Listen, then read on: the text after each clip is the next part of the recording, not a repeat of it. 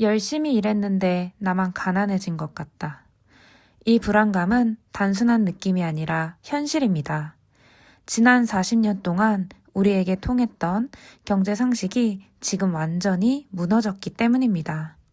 오늘 이 영상에서는 인플레이션이라는 거대한 힘이 어떻게 우리 사회의 부를 소리 없이 훔쳐가고 빈부격차를 벌리는지, 그리고 이 격변의 시대에 여러분이 역전의 기회를 잡을 수 있는 구체적인 솔루션까지 제시해드리겠습니다. 먼저 우리가 오랫동안 믿어왔던 저축의 시대가 왜 끝났는지부터 이해해야 합니다. 과거 우리 부모님 세대는 은행 금리가 40%에 달했습니다. 예금만으로도 부동산 상승률을 이기고 부자가 될 수 있었죠. 하지만 지금은 2%대 금리입니다. 이 금리로는 떨어지는 원화 가치와 치솟는 자산 가격을 절대 따라잡을 수 없습니다. 여러분이 보유한 원화의 가치는 지금 급속도로 떨어지고 있습니다. 2022년 1월 이후 우리나라의 원화 가치는 달러 대비 25% 이상 하락했습니다. 심지어 가장 많이 올랐다는 서울 강남 집값조차 달러로 환산하면 실질적인 자산가치 상승이 미미하거나 오히려 떨어진 상황입니다. 원화만 보유한다는 것은 가만히 앉아서 가난해지는 것을 의미합니다.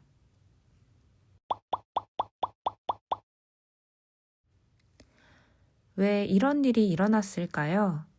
인플레이션은 일시적이라는 통념이 깨진 것은 세계 경제의 구조 자체가 바뀌었기 때문입니다. 지난 40년간 저물가를 유지했던 비결은 중국, 베트남 등 저렴한 노동력과 미국 주도의 안정적인 원자재 공급이었습니다. 그러나 이제 탈세계화로 인해 인건비가 비싼 미국 땅에 공장을 지어야 하고 원자재는 무기화되어 가격 통제가 불가능해졌습니다. 여기에 더해 선진국들의 GDP 대비 부채 비율은 100%를 훌쩍 넘겼습니다. 이 막대한 부채를 갚기 위한 가장 쉬운 방법은 무엇이었을까요? 바로 돈을 찍어내는 실질 부담을 줄이는 것이었습니다. 우리는 이제 돈의 가치가 계속해서 하락하는 구조적 인플레이션 시대에 살고 있습니다. 중앙은행이 돈을 찍어내면 그 돈은 서민들에게 균등하게 나눠지지 않고 은행과 신용도가 높은 부자들에게 가장 먼저 가장 싸게 전달됩니다. 이것이 캔틸런 효과입니다. 부자는 싼 금리로 돈을 빌려 아직 가격이 오르지 않은 자산을 선점합니다. 돈이 시장 전체로 퍼져 물가가 오를 때 부자의 자산은 폭등합니다. 반면 서민은 가장 늦게 돈을 받고 이미 오른 가격을 감당해야 합니다. 더 나아가 인플레이션은 정부에게 고지서 없는 숨겨진 세금 역할을 합니다. 정부가 돈을 찍어 공공사업을 하면 그 비용은 통화량 증가로 인한 물가 상승을 통해 모든 국민에게 구매력 감소라는 형태로 전가됩니다.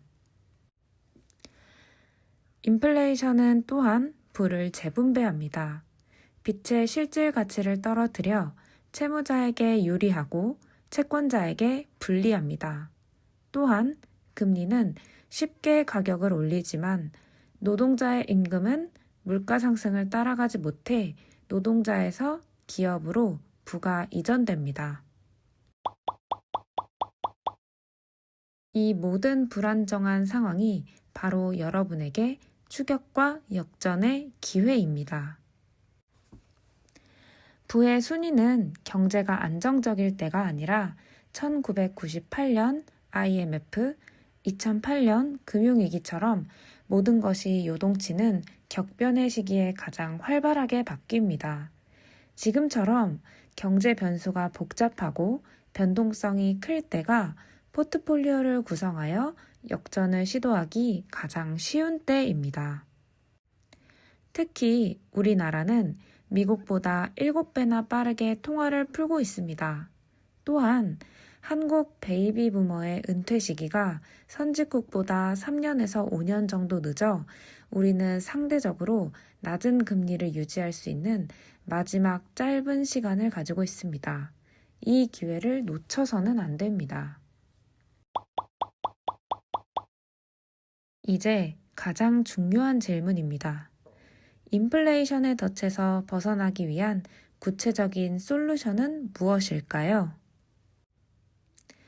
솔루션 첫 번째, 원화 호구를 멈춰라. 돈을 버는 대로 한국 원화 예금에만 저축하는 것은 더 이상 자산 관리의 답이 아닙니다. 달러나 위안화 등 강력한 통화 자산의 비중을 늘려 원화 가치 하락에 대비해야 합니다. 솔루션 두 번째, 스마트하게 빛을 활용하라. 인플레이션은 빛의 실질 가치를 낮춥니다. 무작정 빛을 두려워할 것이 아니라 낮은 이자로 인플레이션을 이길 수 있는 자산을 구매하는 데 활용해야 합니다. 즉, 부자의 메커니즘인 대출을 통한 자산 획득에 동참해야 합니다. 솔루션 세 번째, 인플레이션을 가격에 전가할 수 있는 자산을 획득하라. 노동소득은 물가를 따라잡지 못하지만 가격 결정력이 있는 기업의 주식이나 실물 자산은 인플레이션의 수혜자가 됩니다. 이들 생산수단을 확보하여 인플레이션을 방어해야 합니다. 인플레이션은 자본주의의 숙명입니다. 더 이상 방관해서는 안 됩니다. 오늘 제시된 솔루션을 바탕으로 포트폴리오를 재구성하고 이 격변의 시대에 인생 역전을 이루시기를 응원합니다. 다음 영상에서는 구체적인 투자 포트폴리오 전략을 다루겠습니다. 구독과 좋아요로 함께 성공적인 투자를 만들어 가세요. 감사합니다.